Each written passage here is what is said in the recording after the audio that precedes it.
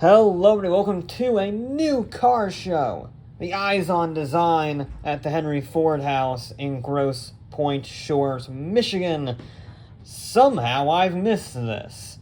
I missed it last year somehow, and it wasn't run during COVID. But yeah, somehow I missed this phenomenal car show held on the gorgeous shores of Lake St. Clair. Yeah, it's great. Unfortunately, because I'm a bit of an idiot, I hit the button wrong, and I accidentally put my camera on 720p instead of 4K. You can see the difference. It's just one little tap, and it ruined everything because I didn't catch it. Trust me, I'm angrier than you are. So let's just move on and not talk about it anymore. Okay, we're going to kick it off with the British. It's a pretty small segment, but it's not bad. We had a few MG midgets. In this case, it is a D variant. We also had a good old-fashioned Jag E-Type Series 1 coupe. Looks absolutely gorgeous, if not the wrong shade of green.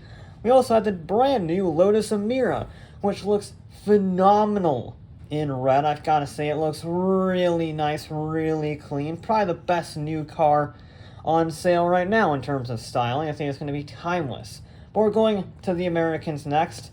And we're starting out really old, 1901 Locomobile. Yeah. And we're also having a lot of electric cars. The Locomobile is steam. This Detroit Electric Model 68 is electric. This is gas, though, and not only is it gas, it actually has a starter motor, the Buick Model G. In fact, it is the first gasoline car to have overhead cams, and is one of two surviving today, so it's exceptionally rare, quite possibly one of the rarest cars in show. Not the rarest, though, we'll get to some of those in a second, but one of two, pretty darn rare. Now you get a little bit older in age, this absolutely gorgeous Cord. I love the orange paint with the white highlights. I think it looks so clean, very Great Gatsby-esque. We also have a Cadillac V16 coupe, really smooth lines, and a massive V16 engine. We also saw a bit of experimentation with airflow dynamics, so this is the DeSoto airflow and the more well-known Chrysler airflow.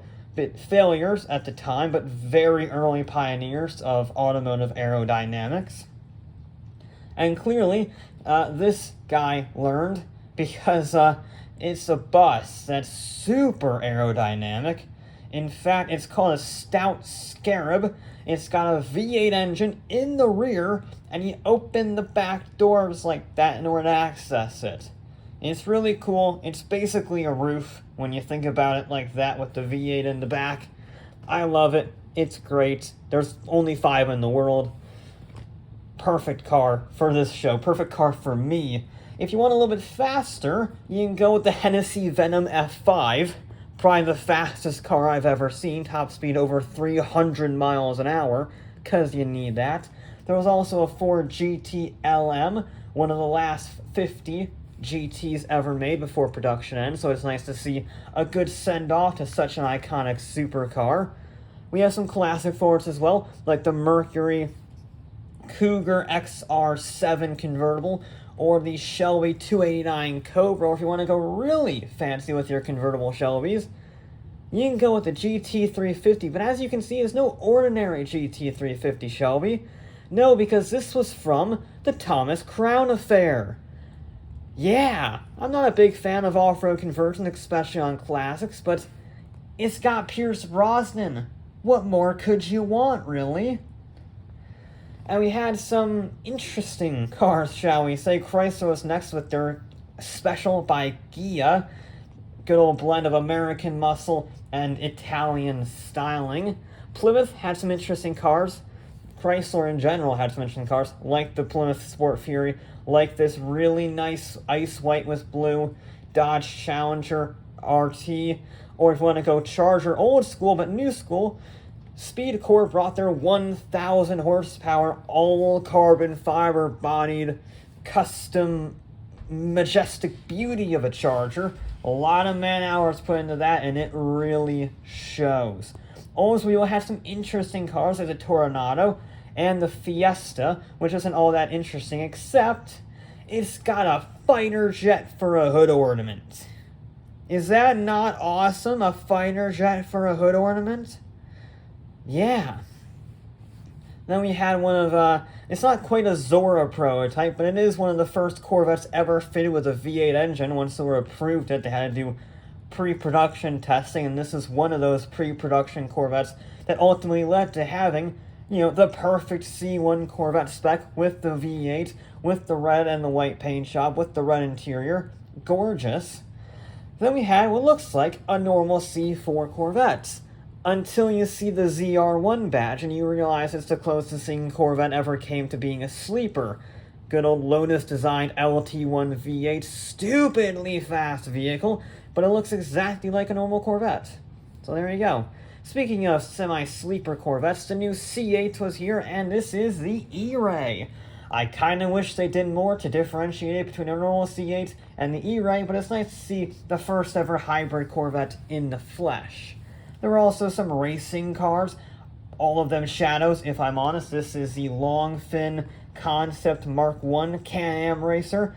So it's got active aero, that's what you saw at the front with the dollar signs, and at the back here with this rear wing. So under braking it shoots up like an air dam, and it's super low to the ground. To see just how low drag they could get the thing, it's absolutely mental and looks kind of terrifying to drive. Clearly it didn't work because that is the Can-Am car they ended up using in 1969. Much more sensible, although it's a Can-Am car, so it did have a radiator in the wing, because of course it did. And then by the 1970s they did have the Mark II, which is much more normal Can-Am, if there is such a thing as a normal Can-Am car. But let's move it on to the Germans.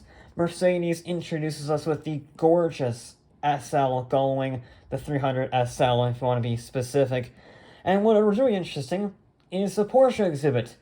Starting from the Beetle, it had a direct tracing of the lineage from the Beetle to the 356, all the way to the different generations of the 911. Really nice touch. I know it's a bit of a joke to say it's a Beetle, the 911, but watching it go from a Beetle to a 356 Speedster to an original 911, like 911 generation, when that was the actual insignia code, it's a really interesting idea, and I really like how they did it. It's very cool, tracing the evolution of the body style, although it is very similar, but they sort of stopped after the 911 964 Speedster, because where do you go from the top? It's a gorgeous car, the 911 Speedster. Now we're kicking off with the Italians of the Lancia Stratos Group 4 WRC. And if that is my starting vehicle, you know it's going to be good, because then we have a De Tomaso Mangusta, which was designed to kill a Cobra, because mongooses kill a Cobra. And it was competing for who could have the most luggage space while also having no luggage space at all in the back. And then we had ourselves a Maserati 3500 GT Spider, which looks absolutely gorgeous. I love these Maseratis. I even quite like the new MC20. Although, if I'm honest, as great as the MC20 is, it does look a bit like the Lotus, and I kind of like the Lotus more, which is not what you want when it's 5 times the price of the Lotus, but it is still nice to see a new hypercar, supercar, once in a while. Ferrari had some stellar performances, like the Daytona GTB4, like the 512BB with its unique flat 12 engine in the back. You don't see very many flat 12s, that's for sure. Also quite am a fan of the styling. This is an interesting one, certainly in the styling department. It's one of 75 of the last Ferrari Testarossas. So up front it looks very much like a 550, and out back it looks very much like a Testarossa. So it's sort of that transition period from the Testarossa to the 550, and I kind of like it. It's interesting, it's weird, it's forgotten about, and those are the vehicles that I like. You can't forget about the Miura. It's one of the most important supercars ever, and it is fantastic in the Italian job orange. And you know what? The Countach 5000 QV ain't bad either. But we finish off with its own unique section, concept cars, because there were just so many of them I had listed in their own section. And we're going to go back in time with the with the Chrysler Thunderbolt, which is an awesome name for a kind of uninteresting car.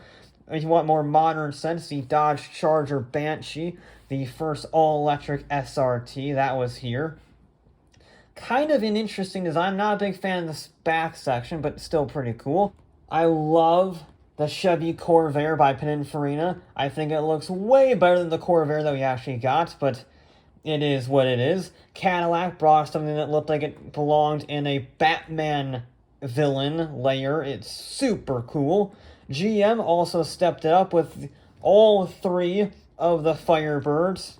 So these were their turbine cars in the 1950s, proper jet era stuff, even down to the yoke with the single-seater configuration on the first Firebird, which is obviously the best Firebird, although I will say the third Firebird gives it a run for its money, if nothing else because it looks like it's from the Jetsons, and it has scissor doors. Are they scissors or the gull wing?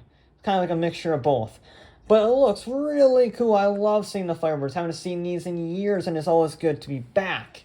Now, this is fascinating. We've seen the Lancia Stratos Zero concept from Bertone in the past, but that was a replica.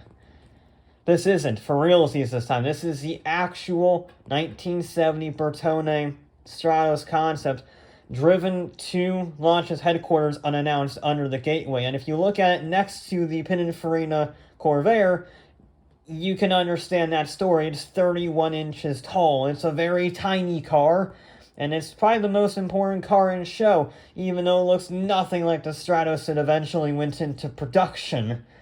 Yeah, I love the history behind it. I love the look of it. I love how weird it is. It's everything I ever wanted in a car. It's easily the best in show, and it's one of the best cars I've ever seen, since it is actually the actual one taken from FCA's Heritage Center. Yeah, this was a great show.